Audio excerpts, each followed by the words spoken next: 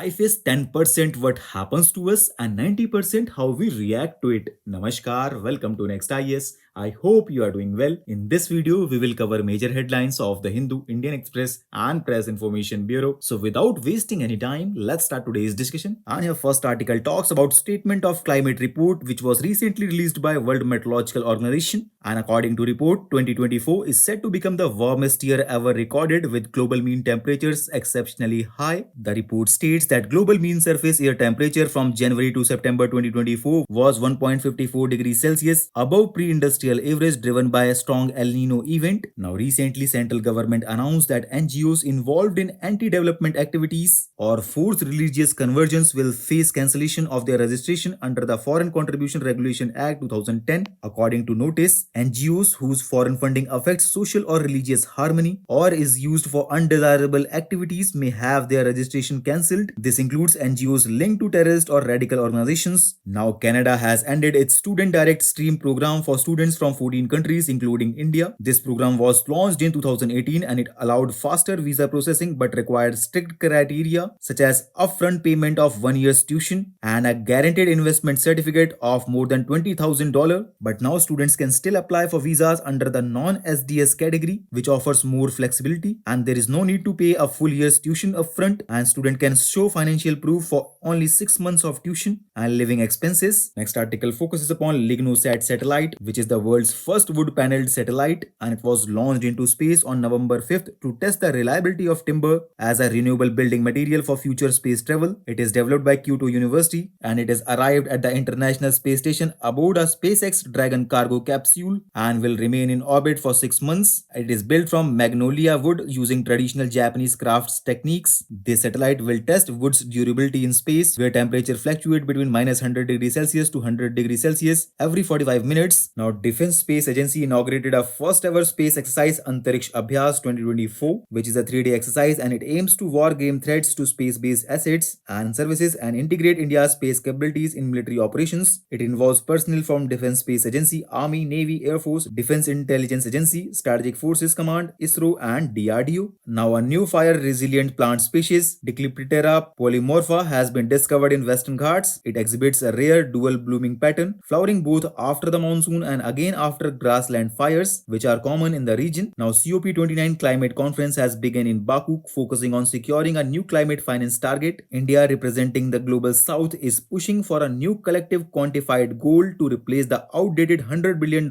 annual target set in 2009. And in this context, India's Economic Survey 2023-24 estimates that the country will need $2.5 trillion by 2030 to meet its Paris Agreement commitments. Now, Cuba hit by a 6.8 magnitude earthquake after hurricanes. Talking about Cuba, it is a country in the Caribbean region. Its capital is Havana. It is located where Northern Caribbean Sea, Gulf of Mexico, and Atlantic Ocean meet. Its highest point is Pico Turquino, which is part of the Sierra Mistra mountain range, and country's longest river is Cuatro. Now, 16th Conference of the Parties to the UN Convention on Biological Diversity concluded in Colombia, focusing on global biodiversity conservation. A key challenge was securing funding to meet Kunming-Montreal Global Biodiversity Framework target of $700 billion annually by 2030, with only $163 million pledged, which is far below the goal. The Kali Fund was also created to ensure major corporations, particularly in pharmaceuticals and biotechnology, share financial benefits from genetic resources. India also presented its updated National Biodiversity Strategy and Action Plan, focusing on balancing economic growth with conservation. The plan emphasizes interagency cooperation, financial solutions, and community involvement in ecosystem restoration. So with this, let's conclude today's discussion. Thanks for listening, and for regular updates, you can follow us on various social media platforms.